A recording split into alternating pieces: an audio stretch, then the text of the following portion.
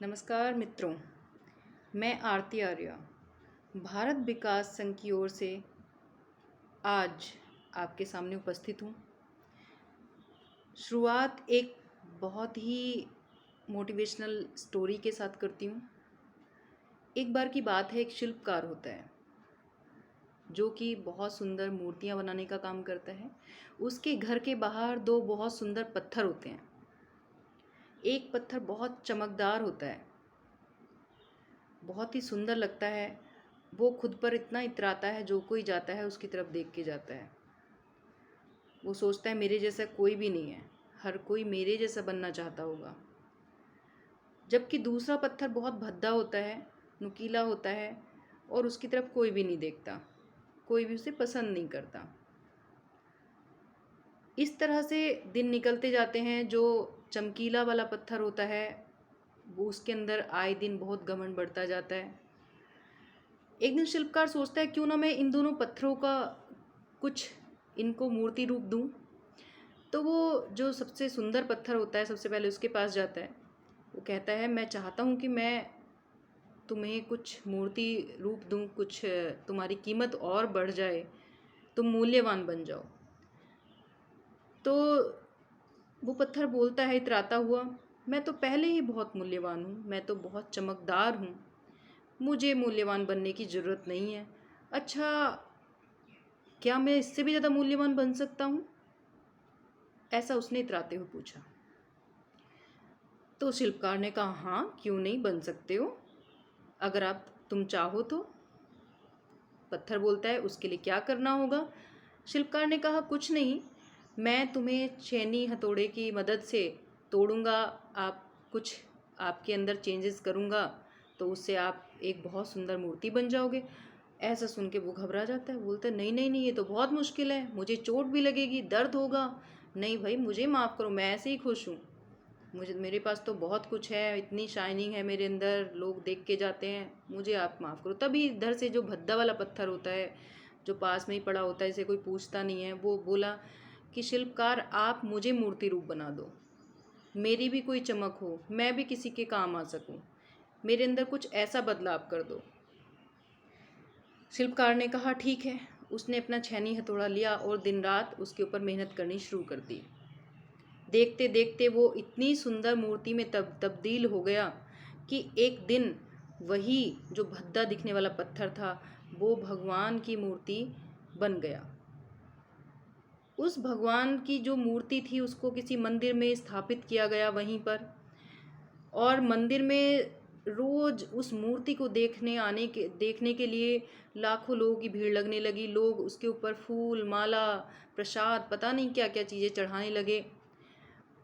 अब इस तरह से जो दूसरा पत्थर था चमकदार जो दिखता था, जो पड़ा था रास्ते में, वो वहीं पड़ा था और जो आने बजाने वाले लोग थे उसके ऊपर पैर मार के उस सुंदर मूर्ति को देखने जाते थे। अब यहाँ पर इस प्रसंग को मैं आपके सामने क्यों सुना रही हूँ? आज इस मुसीबत भरे टाइम में ये जो भद्दा टाइम चल रहा है, ये वही भद्दा टाइम है जो ख़राब टाइम है, जिसको हम सब लोग बोल रहे हैं कोरोना रूपी है। ये हमारी परीक्षा ले रहा है। ऐसे में हमारे आसपास इतने अच्छे अच्छे लोग हैं जो कि एक दूसरे की मदद कर रहे हैं, ऑक्सीजन अवेलेबल करा रहे हैं। गुरुद्वारे में ऑक्सीजन के लंगर खोल दिए गए हैं। मैं न्यूज़पेपर में देख रही हूँ, स्कूल्स को तब्दील कर दिया गया है कोविड सेंटर्स में। पूरे पूरे गुरुद्वारे तब्दील हो गए हैं। लोगों की मदद के लिए लोग खाना परोस रहे हैं, लंगर दे रहे हैं। जिनके घर में सब बीमार हैं उनके घर में जाके उनको खाना पहुंचा रहे हैं। यहाँ तक कि पशु पक्षियों तक की हेल्प कर रहे हैं लोग जो खुद बीमार होके उठे हैं। अभी उन्हें 2 दिन हुए नहीं हुए, कोरोना रिपोर्ट निगेटिव आए हुए, वो दूसरों के लिए जाके उनके ऑक्सीजन सप्लाई कर रहे हैं। वो पूरी टीम बना के जुट गए हैं। तो ये सब देख के हमारा दिल नहीं दहल रहा? ये वही पत्थर हैं, ये वही भद्दे पत्थर हैं जो आज मुसीबतों का सामना करके दूसरों की मदद के लिए आगे आ रहे हैं, जो कल जाके भगवान के मंदिर में जो वो पत्थर चमका था ऐसे ही चमकेंगे। और जो आज घूसखोरी, ऑक्सीजन के दाम बढ़ा के, दवाइयों के दाम बढ़ा बढ़ा के बेच रहे हैं, एक दूसरे को लाशों का व्यापार कर रहे हैं, चाहे वो इंसान हो, हम जैसे साधारण लोग हैं, चाहे वो मानवता को ग्रसित खाने वाले ये नेता, कोई भी, सबके लिए है। जो आज चमक रहे हैं, जो आज बहुत खुश हो रहे हैं पैसे कमा के, लोगों से लूट के, लाशों का व्यापार करके, कल इन्हीं के ऊपर लोग पैर के नीचे कुचले जाएंगे। और जो आज लोगों की मदद कर रहे हैं, जो दूसरे लोगों के लिए हाथ बढ़ा रहे हैं, अपना सब कुछ दांव पे लगा के, वो कल मंदिरों में पूजे जाएंगे। अब ये आपके ऊपर निर्भर करता है कि आपको क्या करना है, कौन सी श्रेणी में रहना है, क्योंकि मौत सच है। आज किसी और की, कल मेरी, कल किसी और की, ये सबके लिए आना है। तो जो आज का समय है, इस समय हमें मिला है, हम दूसरों की मदद के लिए हाथ आगे बढ़ाएं। हम दूसरों के लिए मदद करेंगे, ऊपर वाला खुद हमारी मदद करेगा। मुसीबत किसी के ऊपर भी आ सकती है, लाशों का व्यापार ना करें। आपसे हाथ जोड़ के विनती है, जो ये ऑक्सीजन, दवाइयाँ, काला बाजारी चल रही है, इन सबको बंद करें। जो नेता आज सोच रहे हैं कि हम आराम से बैठ के ज़िंदगी भर हमारी पुश्तें खाएंगी, ये गलत है।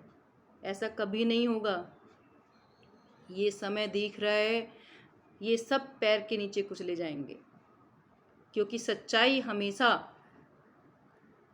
जीतती है। सच हमेशा जीतेगा।